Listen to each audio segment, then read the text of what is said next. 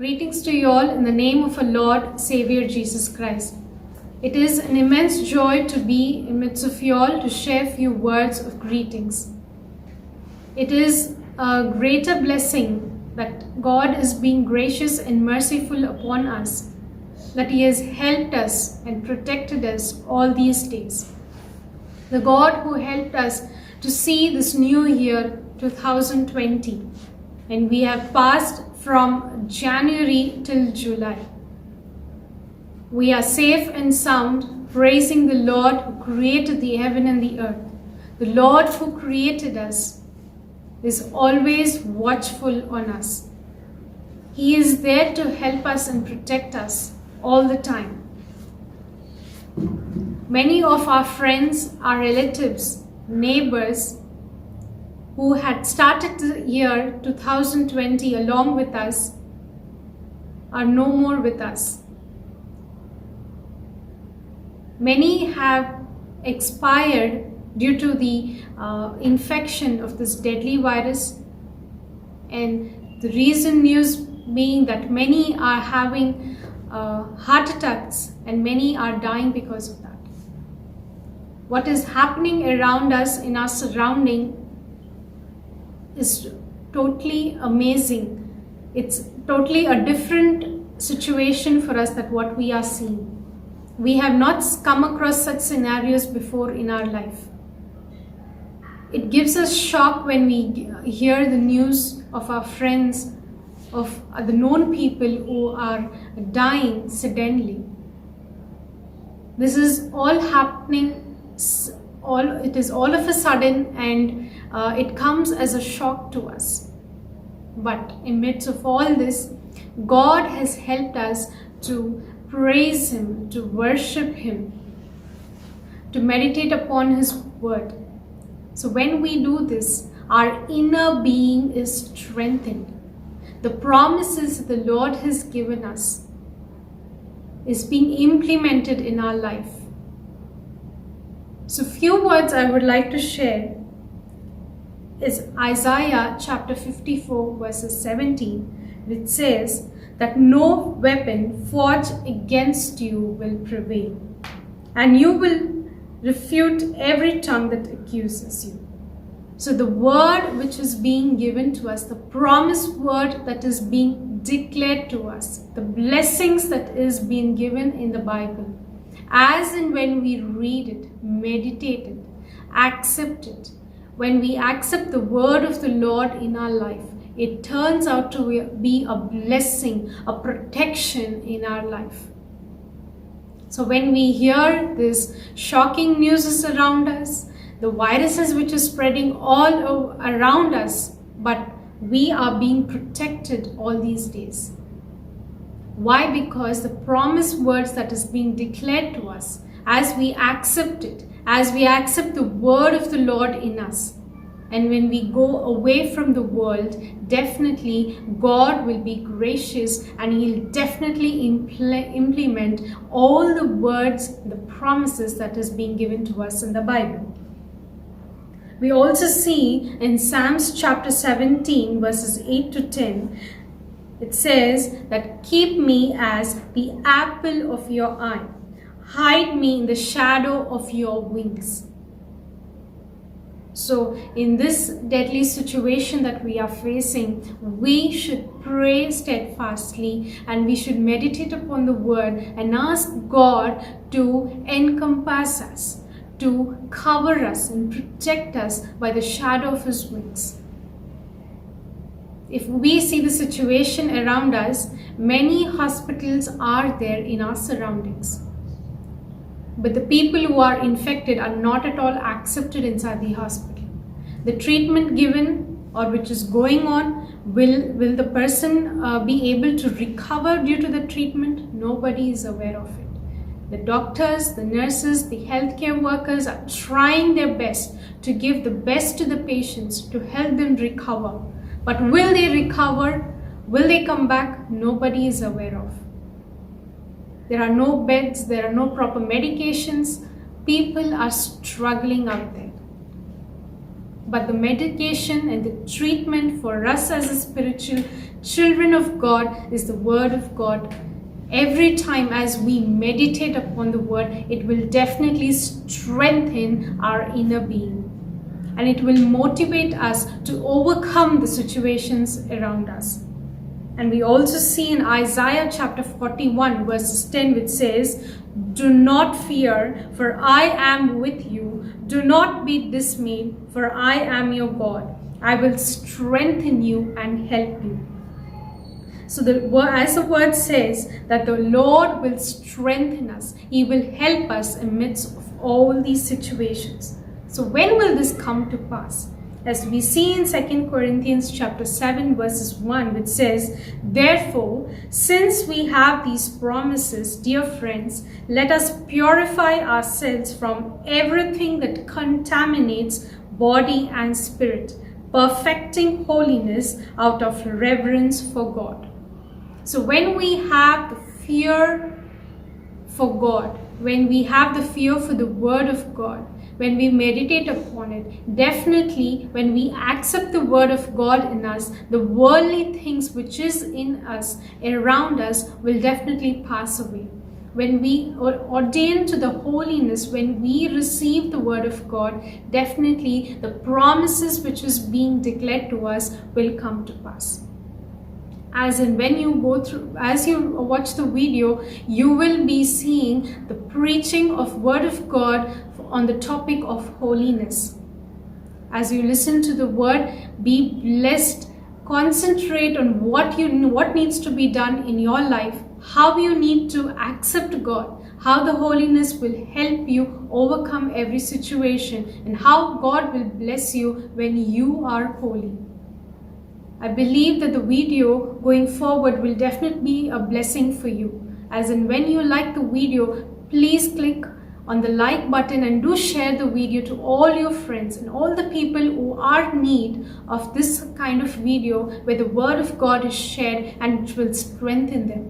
I believe that this video will be a greater blessing to you and your family. Thank you. ஆண்டவரும் உலக இரட்சகருமாகிய இயேசுவின் நாமத்தினால் உங்கள் யாவருக்கும் அன்பார்ந்த வாழ்த்துக்கள். இந்த ஞாயிற்றுக்கிழமை காலையிலே இந்த செய்தியை கேட்கிற உங்கள் யாவரையும் தேவன் ஆசீர்வதிப்பாராக. நாம் ஞாயிற்றுக்கிழமைகளிலே ஆலயத்திலே வந்து ஆண்டவரை மகிமைப்படுத்த வேண்டியவர்கள். ஆனால் உலகம் முழுவதும் ஏற்பட்டிருக்கிற பொல்லாத கொரோனா என்கிற வியாதியினாலே மக்கள் அவதிப்பட்டு நாம் ஆராதிக்க முடியாதபடிக்கு பல சூழ்நிலைகள் வந்து கொண்டிருக்கிறது. அதற்காக நாம் ஜெபிப்போம். ஆண்டவர் சகலத்தையும் நன்மைக்கு ஏதுவாக மாற்றுவார். இன்று நாம் ஆண்டவருடைய வார்த்தையை தியானிக்கும்படியாக வந்திருக்கிறோம். நாம் வேத புஸ்தகத்திலிருந்து ஒரு பகுதியை வாசிப்போம். லேவியராகமம் 11ஆம் அதிகாரம் 45ஆம் வசனம். நான் உங்கள் தேவனாய் இருக்கும்படி உங்களை எகிப்து தேசத்திலிருந்து வரப்பண்ணின கர்த்தர் நான் பரிசுத்தர், ஆகையால் நீங்களும் பரிசுத்தமாய் இருப்பீர்களாக. ஆமென். கர்த்தருக்குள் பிரியமானவர்களே, இன்றைய நாம் தேவ செய்தி பரிசுத்தம் என்கிற தலைப்பிலே பார்க்கிறோம். இந்த பரிசுத்தம் என்பது தெய்வீகமான வார்த்தை. நம்முடைய ஆண்டவர் பரிசுத்தர் என்று நாம் இப்பொழுது வாசித்தோம். வாசிக்கப்பட்ட அந்த பகுதி சொல்கிறது, உங்கள் தேவனாகிய கர்த்தர் நான் பரிசுத்தர் என்று ஆண்டவர் சொல்லுகின்றார். ஆகையினாலே நாம் அதே லேவியராகமம் 19ஆம் அதிகாரம் 2ஆம் வசனத்தை வாசிக்கும் பொழுது அங்கேயும் இதே வார்த்தை சொல்கிறது, நான் பரிசுத்தர் என்று ஆண்டவர் சொல்லுகிறார். அன்புக்குரிய தேவ பிள்ளைகளே, நீங்களும் நானும் ஆராதிக்கிற தேவன் பரிசுத்தம் உள்ளவர். அவர் பரிசுத்தம் என்கிற வார்த்தை அவர் மூலமாய் தான் நாம் கேள்விப்படுகிறோம். ஆகையினாலே இந்த பரிசுத்தமாய் வாழ்வதை குறித்து, பரிசுத்தமாய் ஜீவிப்பதை குறித்து இன்றைக்கு அநேக காரியங்களை நாம் வேத புஸ்தகத்தின் மூலமாய் காணப்போகின்றோம். ஏசாயா புஸ்தகத்திலே 6ஆம் அதிகாரம் 3ஆம் வசனத்தை நாம் வாசிக்கும் பொழுது, ஏசாயா 6:3, ஒருவரோடு ஒருவர் நோக்கி, சேனைகளின் கர்த்தர் பரிசுத்தர் பரிசுத்தர் பரிசுத்தர், பூமி அனைத்தும் அவருடைய மகிமையினால் நிறைந்திருக்கிறது என்று கூப்பிட்டு சொன்னார்கள். ஆமென். வேதம் சொல்லுகிறதுங்க, சேராபீன்கள் அவருக்கு மேலாக நின்று, அங்கே ஒவ்வொருவனும் அவனுக்கு அவ்வாறு செட்டைகள் இருந்தது என்று வாசிக்கின்றோம். அவர்கள் தன் 2 சட்டைகளால் தன் முகத்தை மூடி, 2 சட்டைகளால் தன் வஸ்திரங்களை மூடி, 2 சட்டைகளால் பறந்து, அவர்கள் ஒருவரை ஒருவர் நோக்கி, சேனைகளின் கர்த்தர் பரிசுத்தர் பரிசுத்தர் பரிசுத்தர் என்று சொல்லுகிறார்கள். ஆகையினாலே நீங்களும் நானும் ஆராதிக்கிற தேவன் பரிசுத்தம் உள்ளவர். அவர் பரிசுத்தம் உள்ளவர். 1 பேதுரு 1ஆம் அதிகாரம் 18ஆம் வசனம் சொல்கிறது, நான் பரிசுத்தர், ஆகையால் நீங்களும் பரிசுத்தமாய் இருங்கள் என்று சொல்லி. எபிரேயர் 12:14 வாசிக்கின்றோம், பரிசுத்தம் இல்லாமல் ஒருவரும் தேவனை தரிசிக்க முடியாது. ஆகையினாலே இந்த நாட்களிலே உலகத்திலே பல மாறுபாடுகள் வந்தாலும், பற்பல வியாதிகள் சூழ்ந்தாலும், நாம் ஆராதிக்கிற தேவன் அவர் பரிசுத்தர். நம்மையும் பார்த்து சொல்கிறார், பரிசுத்தமாயிருங்கள். கவனிங்க, ஒரு டாக்டர் தன் மகனை டாக்டருக்காக படிக்க வேண்டும் என்று விரும்புகிறார்கள். ஒரு டீச்சர் தன்னுடைய பிள்ளை டீச்சராக வேண்டும் என்று விரும்புகிறார்கள். ஒரு அரசியல்வாதி தனக்கு பின் தன்னுடைய மகன் ஒரு அரசியலில் ஒரு பெரிய பதவிக்கு வர வேண்டும் என்று விரும்புகிறார்கள். ஆனால் நாம் ஆராதிக்கிற தேவன், அவருடைய விருப்பனை தெரியுங்களா? அவர் பரிசுத்தர், நாமும் பரிசுத்தமாயிருக்க வேண்டும். அவர் பரிசுத்தம் உள்ளவர், நாம் பரிசுத்தமாயிருக்க வேண்டும். ஆகையினாலே இந்த பரிசுத்தம் என்கிற வார்த்தை எபிரேய பாஷையிலே நாம் வாசிக்கும் பொழுது அகிமாஸ் என்று சொல்லப்படுகிறது. அப்படி என்றால் 5 விதமான அதுக்கு அர்த்தங்கள் உண்டு. முதலாவது, பரிசுத்தம் என்றால் தீட்டானவைகளுக்கு நாம் விலகி ஓட வேண்டும். இரண்டாவது, பாவங்களுக்கு நீங்களாயிருக்க வேண்டும். மூன்றாவது, தேவனுக்காக நாம் பிரித்தெடுக்கப்பட வேண்டும். நான்காவது, உலகத்தை விட்டு பிரிந்து வருவது. ஐந்தாவது, பரிசுத்த தேவனோடு நெருங்கி வாழ்வது. இந்த 5 காரியங்கள் பரிசுத்தம் என்கிற வார்த்தைக்கு கொடுக்கப்பட்டிருக்கிற விளக்கம். அப்படியானால் பரிசுத்தமாய் வாழ வேண்டுமானால் நாம் பரிசுத்தம் அடைய வேத புஸ்தகம் சில வழிகளை நமக்கு கற்றுக் கொடுக்கிறது. முதலாவதாக 1 யோவான் 1:7 சொல்லுகிறது, இயேசுவின் இரத்தத்தினாலே பரிசுத்தம் அடைகிறோம். நாம் பரிசுத்தமாக வேண்டுமானால், ஆண்டுடைய பிள்ளையாக மாற வேண்டுமானால், இயேசுவின் இரத்தத்தினாலே நாம் கழுவப்பட்டு நம்முடைய பாவங்கள் எல்லாம் தேவன் அகற்றி நம்மை பரிசுத்தப்படுத்துகிறார். இரண்டாவதாக வேதம் சொல்கிறது, எபேசியர் 5ஆம் அதிகாரம் 26ஆம் வசனத்தை வாசித்து பார்க்கும் பொழுது, ஞானஸ்தானத்தின் மூலமாய் நாம் பரிசுத்தம் அடைகிறோம். முதலாவது, நம்முடைய பாவங்கள் மன்னிக்கப்படும் பொழுது பரிசுத்தமாகிறோம்.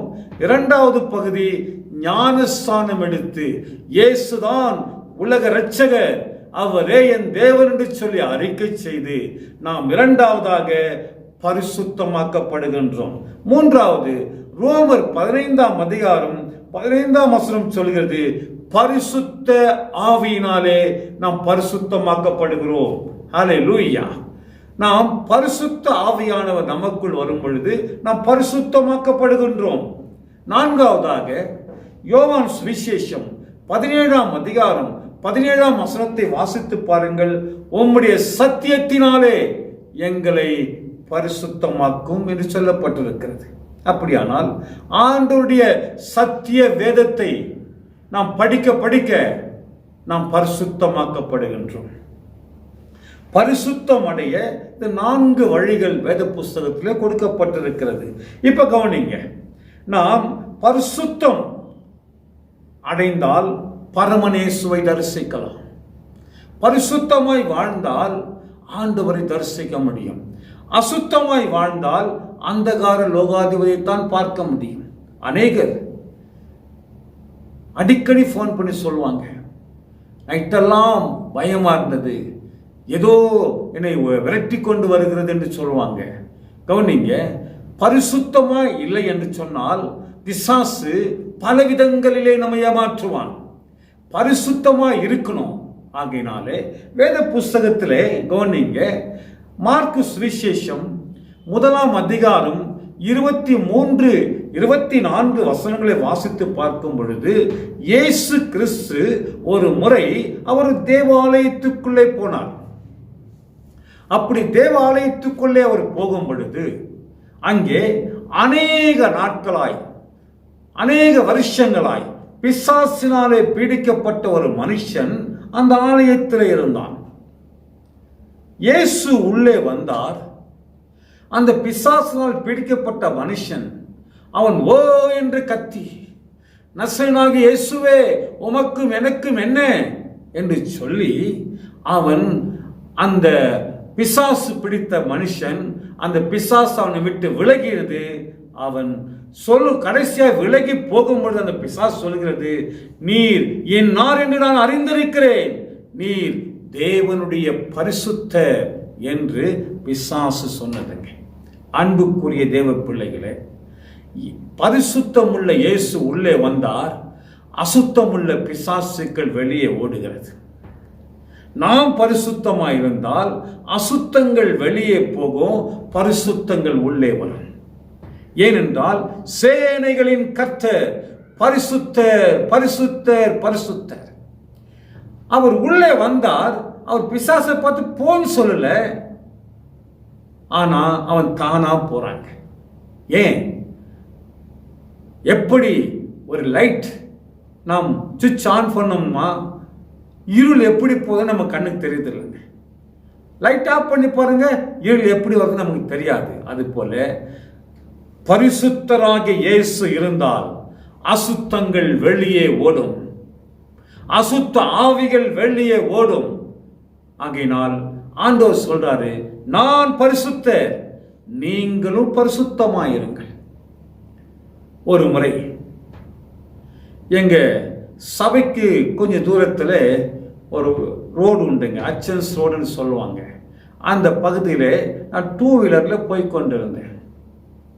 அப்பொழுது ஒருவர் ரொம்ப வெயிட்டான மனுஷன் எனக்கு சிக்னல் காமிக்கிறார், கொஞ்சம் ட்ராப் கொடுங்கன்னு. அந்த பகுதியில் அவரு அவ்வளோ வெயிட்டாக கூட்டின்னு போனால் எனக்கு ஒரு பயம், வண்டி கிண்டி பஞ்சர் ஆகிட்டா, இந்த ரோட்டில் பஞ்சர் கடை இல்லையே, என்ன செய்யறது என்று சொல்லி வண்டி நிற்க வைக்கலாமா வேண்டாமான்னு சொல்லிட்டு அப்படியே போனேன். என்னை அறியாமலே பிரேக்கில் கை வச்ச நின்றுச்சு வண்டி. அவரும் ரொம்ப தேங்க்ஸுங்கன்னு சொல்லிட்டு பின்னால் ஏறி உட்கார்ந்தார்.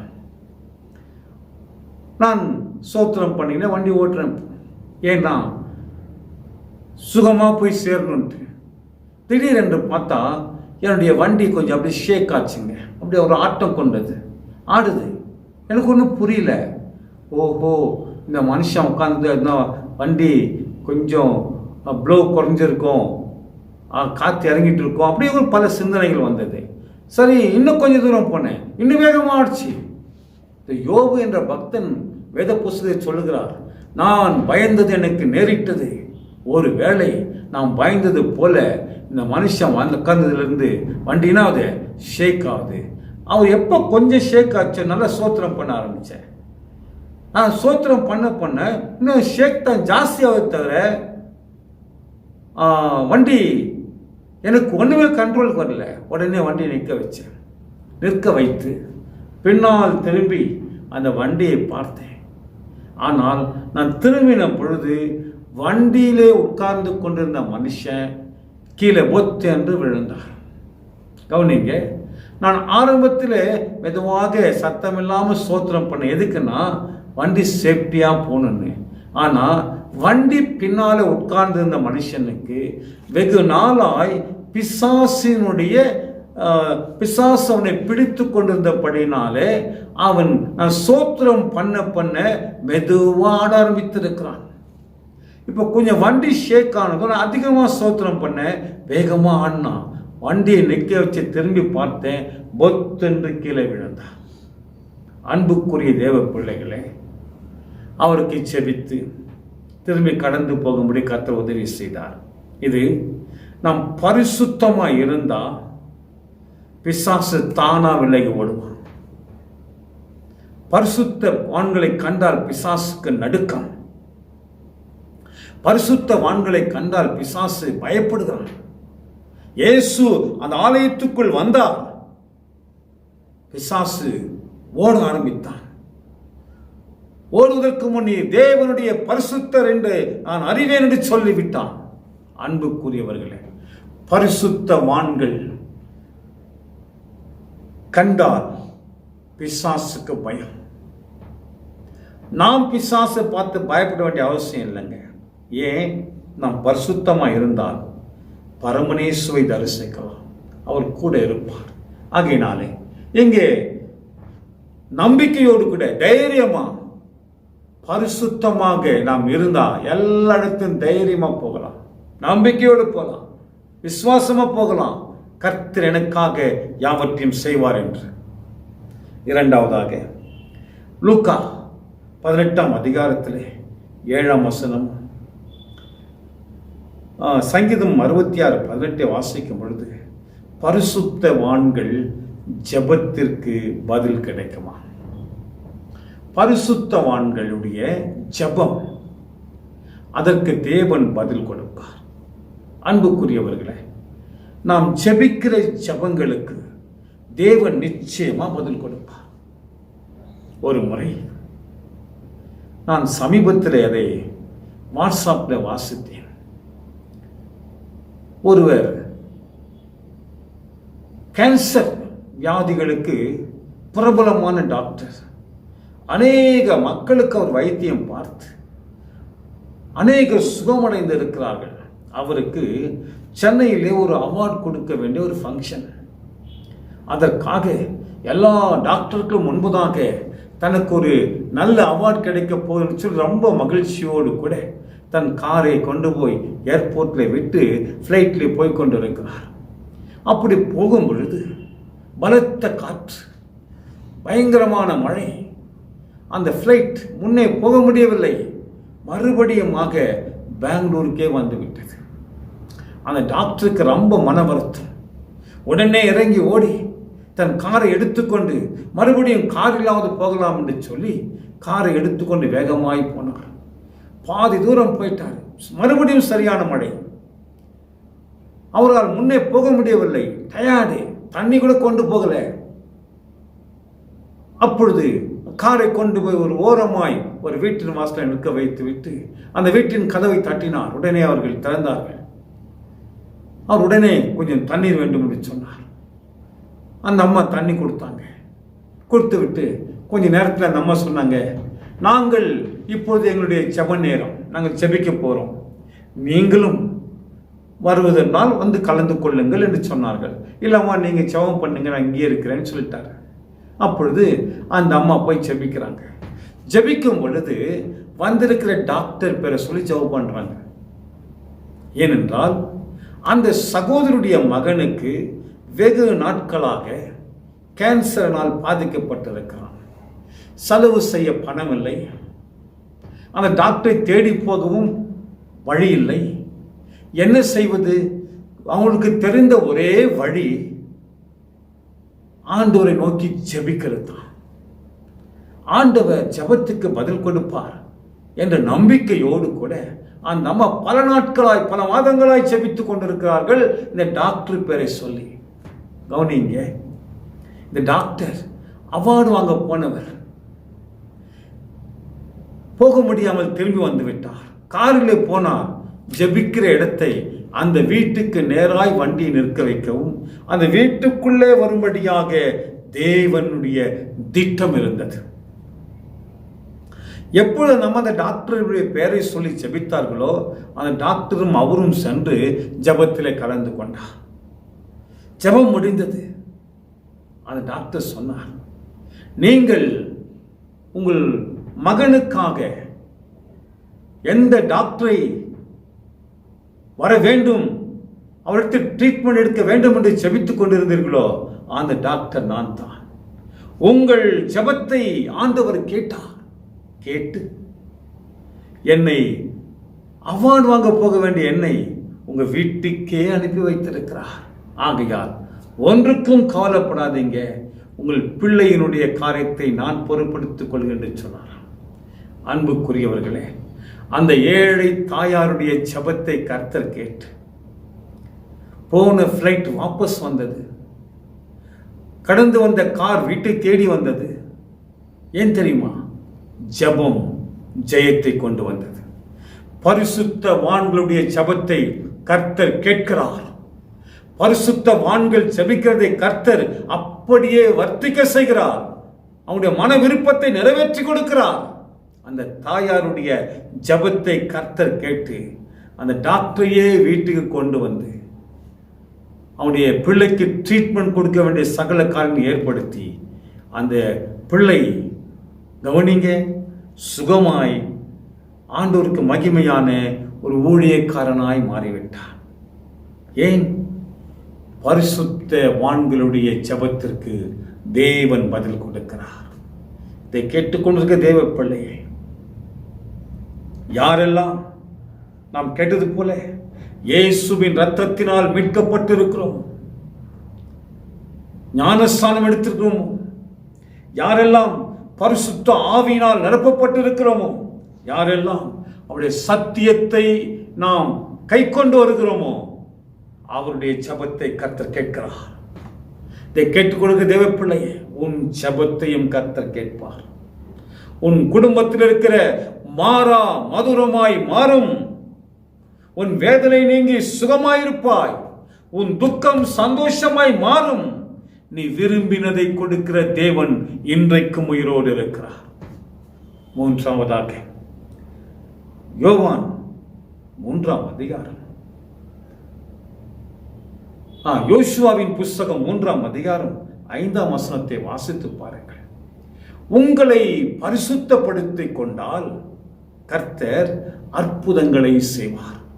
இன்றைக்கு உங்களை பரிசுத்தப்படுத்திக் கொள்ளுங்கள், நாளைக்கு தேவன் அற்புதங்களை செய்வார் என்று யோசுவா தன்னுடைய ஜனங்களை பார்த்து சொல்லுகின்றார்.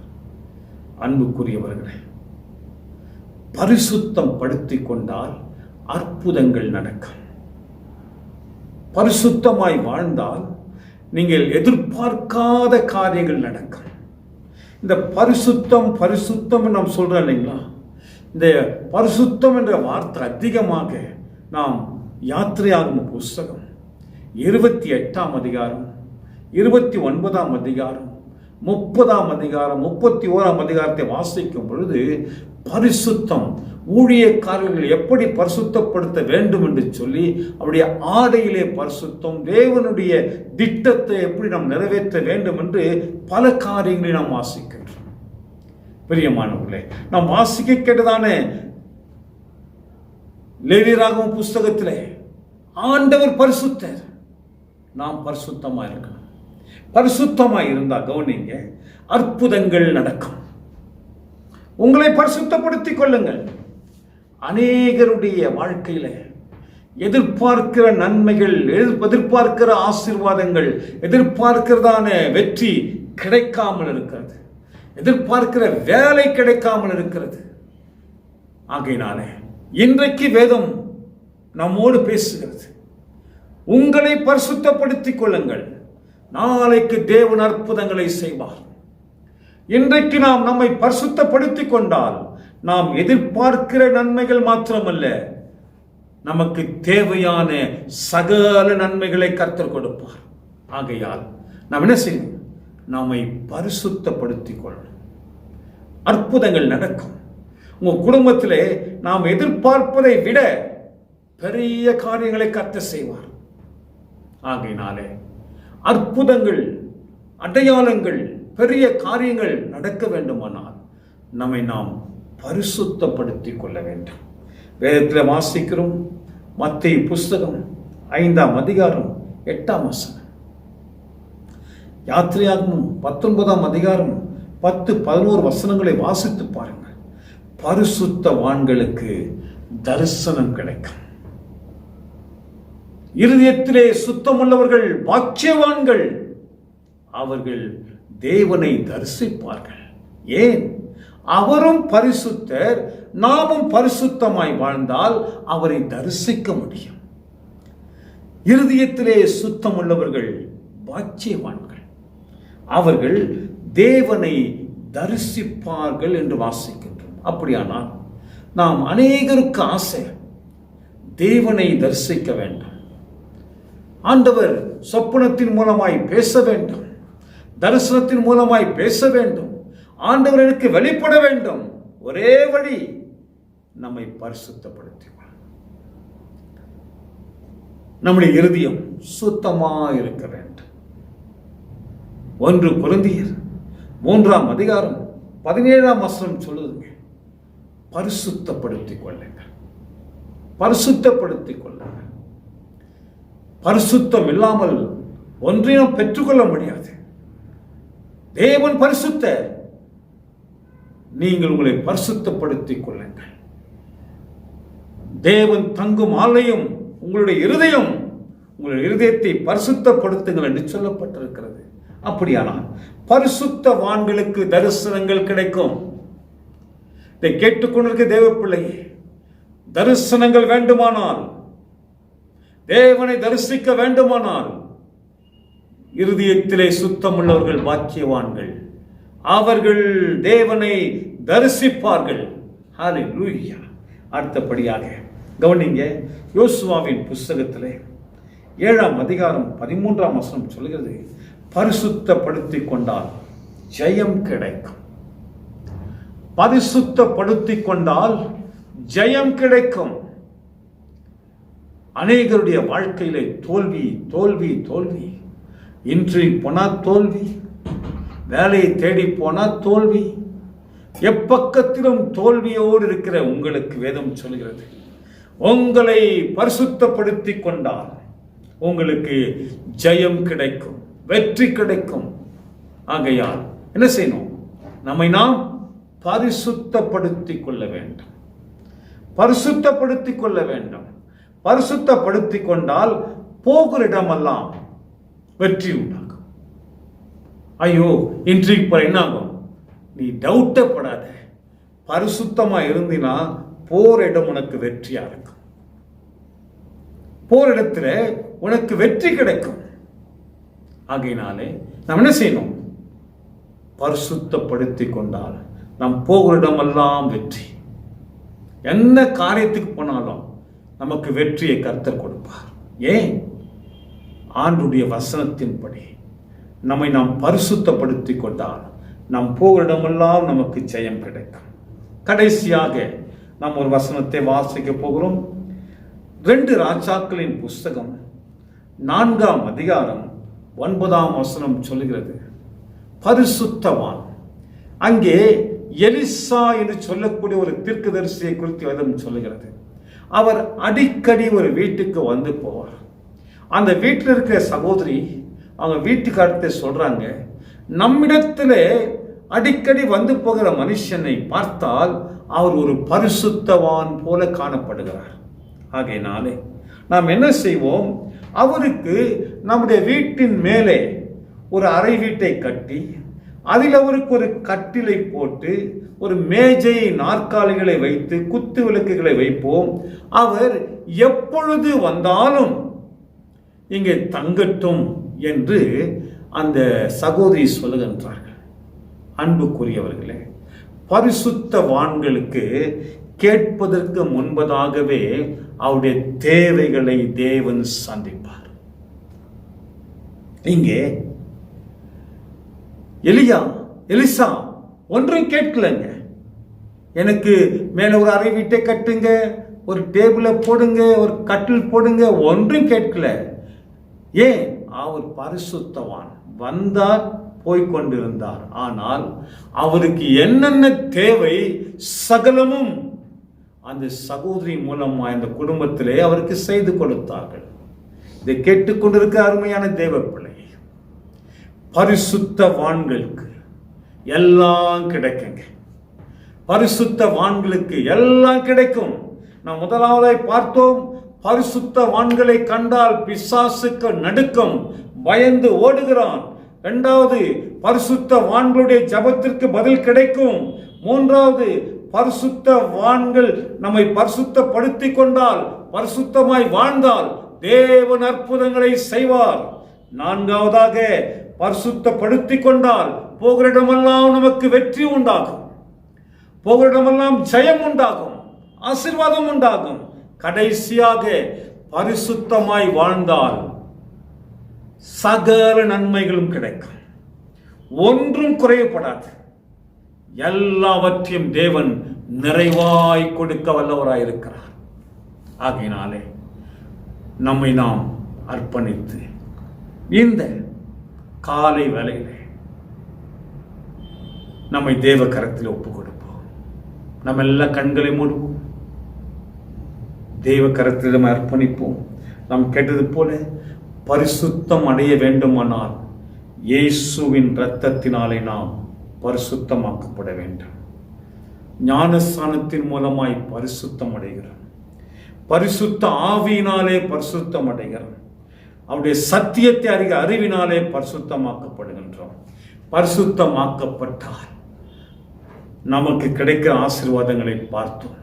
ஆகையினாலே இந்த நாளிலே இதுவரைக்கும் பிசாசை கண்டு நீ பயந்து கொண்டிருந்தாயா?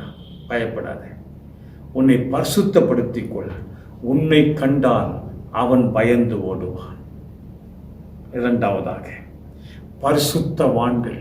இதுவரைக்கும் நான் ஜெபம் பண்ணேன், என் ஜெபத்திற்கு பதில் கிடைக்கல, எத்தனையோ முறை ஜெபித்திருக்கிறேன், எனக்கு பதில் கிடைக்கல நினைக்கிறீங்களா? அந்த ஏழை சகோதரியை பார்த்து கேட்டீங்க, அந்த அம்மா பதில் கிடைக்கலன்னு அவங்க சோர்ந்து போகல, ஜெபித்து கொண்டே இருந்தார்கள். கர்த்தர் ஜெபத்திற்கு பதில் கொடுத்தார், பதில் கொடுத்தார். அதே போல நாம் பரிசுத்தவான்களாக இருந்தால் நமக்கு நல்ல தரிசனங்கள் கிடைக்குங்க. ராத்திரியில கெட்ட கெட்ட சொப்பனங்கள் வராது, நல்ல சொப்பனங்கள் வரும். பரலோகத்துக்குரிய ரகசியங்கள் கிடைக்கும். நம்மை பயமுறுத்துகிற, ஏமாற்றுகிற பொல்லாத சொப்பனங்கள் வராது. அடுத்தபடியாக பரிசுத்தப்படுத்திக் கொண்டால் நமக்கு போரிடமெல்லாம் ஜெயம், வெற்றி கிடைக்கும். கடைசியாக பரிசுத்தவான்களாய் வாழ்ந்தால் எல்லாம் கிடைக்குங்க, ஒன்றும் குறையப்படாது. நீ நினைப்பதை விட எண்ணுவதை விட கர்த்தர் பெரிய காரியங்களை செய்வார். எல்லாம் கண் ஜெபிக்கலாமா? எத்தனை பேர் இந்த சத்தியத்தை கேட்டோம்? ஆண்டவரே, எந்த இடத்திலே நமக்கு ஜெயம் இல்லாமல் இருக்கிறது? நாம் இங்கே 5 காரியங்களை கேட்டால் இல்லைங்களா, எதிலே நாம் வெற்றி இல்லாமல் இருக்கிறோம்? 6வது காரியம் என்ன சொல்றது? எல்லாம் கிடைக்குமா? இந்த நாளிலே ஜூலை மாதம் 7வது மாதம் பூரணமாக்கப்பட்டவர்களாக இதுவரைக்கும் நீ பெற்றுக்கொள்ளாத ஆசீர்வாதங்களை நீ பெற்றுக்கொள்ள வேண்டுமானால் உன்னை பரிசுத்தப்படுத்திக் கொள். தேவனுடைய கரத்திலே ஒப்பு கொடுத்து விடு, உன்னை அர்ப்பணித்து விடு. ஆண்டவர் உன்னை ஆசீர்வதிப்பார். பரிசுத்தமுள்ள நல்ல பிதாவே, இந்த மனமகிழ்ச்சியான காலை வேளைக்காய் ஸ்தோத்திரம். இந்த சத்தியத்தை கேட்டுக்கொண்டிருக்க ஒவ்வொரு மக்களுக்காக நன்றி சொல்லுகிறோம். இன்றைக்கு நாங்கள் கேட்ட வார்த்தை, நாங்கள் ஆராதிக்கிற தேவன் பரிசுத்தர், ஆகையால் நீங்களும் பரிசுத்தமாய் இருங்கள் என்ற வார்த்தையின்படி எங்களை பரிசுத்தப்படுத்திக் கொள்ள, பரிசுத்தத்துக்கு ஏற்ற வார்த்தைகளை கேட்கும்படியாக கிருபை கொடுத்திரே, உமக்கு ஸ்தோத்திரம். பரிசுத்தம் அடைய 4 வழிகளை ஆண்டவரே எங்களோடு நீர் ஆண்டவரே பேசுவதற்காக உமக்கு நன்றி ஆண்டவரே. பரிசுத்தம் அடைந்த மக்கள் பெற்றுக்கொள்ளக்கூடிய 6 விதமான ஆசீர்வாதங்களை குறித்து நாங்கள் கேட்டபடி ஆண்டவரே, ஒவ்வொரு ஆசீர்வாதமும் இந்த சத்தியத்தை கேட்டுக்கொண்டிருக்கிற மக்கள் மீது ஒவ்வொரு ஆசீர்வாதமும் ஆண்டவரே அவர்கள் பெற்றுக்கொண்டு சாட்சிகளாய் ஜீவிக்க உதவி செய்யுங்க. அவர்கள் ஆண்டவரே எதற்கும் பயப்படாதபடிக்கு, இதுவரைக்கும் பயந்தது போதும், நான் இன்றைக்கு என்னை பரிசுத்தப்படுத்திக் கொண்டேன், எதற்கும் பயப்பட மாட்டேன், தேவன் பரிசுத்தராகிய தேவன் என்னோடு இருக்கிறார் என்ற நம்பிக்கையோடு கூட ஆண்டவரே கேட்ட ஒவ்வொருவரும் ஆசீர்வாதமாய் போகட்டும். அவளை கண்டால் பிசாசுகள் ஓடட்டும். பரிசுத்தவான்களுடைய எல்லாருடைய ஜெபத்துக்கு கர்த்தர் பதில் கொடுப்பீராக. ஆண்டவரே அவர்களுக்கு அற்புதங்களை செய்வீராக. கர்த்தாவே அவர்களுக்கு ஜெயம் கிடைக்க உதவி செய்யும்படியாய் ஜெபிக்கிறோம். எல்லா நன்மையை பெற்றுக்கொள்ளக்கூடிய மக்களாக மாற்றுங்க, ஆசீர்வதிங்க. இயேசு கிறிஸ்துவின் ஒப்பற்ற நாமத்தில் ஜெபிக்கிறோம் எங்கள் நல்ல பிதாவே. ஆமென், ஆமென், ஆமென். ஹல்லேலூயா. நாம் எல்லாரும் இப்பொழுது கவனிங்க. தேவ கரத்திலே நம்மை ஒப்பு கொடுத்து கேட்ட வார்த்தையின்படி எல்லாம் தேவன் நமக்கு ஆசீர்வாதமாய் மாற்றி கொடுக்க போற நல்லா ஸ்தோத்திரம் பண்ணலாமா? ஹல்லேலூயா. பிதாவே உமக்கு ஸ்தோத்திரம்ப்பா, பரிசுத்தரே உமக்கு ஸ்தோத்திரம், ஸ்தோத்திரம், ஸ்தோத்திரம், ஸ்தோத்திரம்ப்பா. ஆமென். நம்ம எல்லாம் அவருடைய ஆசீர்வாதத்தை பெற்றுக்கொள்ளும். கரங்களை உயர்த்தி கர்த்தர் உன்னை ஆசீர்வதித்து உன்னை காக்க கடவர். கர்த்தர் தம்முடைய முகத்தை உன்மேல் பிரகாசிக்க பண்ணி உன்மேல் கிருபையாயிருக்க கடவர். கர்த்தர் தம்முடைய முகத்தை உன்மேல் பிரசன்னமாக்கி உனக்கு சமாதானம் கட்டளையிட கடவர் என்பதே நம்ம எல்லாம் நம்பிக்கையோடு ஆமென் சொல்லுவோமா? உற்சாகமாய் சொல்லுவோம். என் ஆத்துமாவே கர்த்தரை ஸ்தோத்திரி, என் முழு உள்ளமேடு பரிசுத்த நாமத்தை ஸ்தோத்திரி. என் ஆத்துமாவே கர்த்தரை ஸ்தோத்திரி, கர்த்தர் செய்த சகல உபகாரங்களையும் மறவாதே. ஆமென். நம்முடைய பிதாவாகிய தேவனுடைய அன்பும் உலக இரட்சகராகிய இயேசு கிறிஸ்துவின் கிருபையும் பரிசுத்த ஆவியானுடைய ஐக்கியம் சகல ஆசீர்வாதங்களும் நன்மைகளும் இன்றைக்கு சத்தியத்தை கேட்ட யாவர் மீதும் இன்றும் என்றும் எப்போதும் இருப்பதாக. ஆமென், ஆமென், ஆமென். ஹல்லேலூயா, ஹல்லேலூயா. நம்பிக்கையோடு போங்க. உங்கள் நம்பிக்கை வீண் போகாது. நீங்கள் நம்பினது கர்த்தராலே வரும்.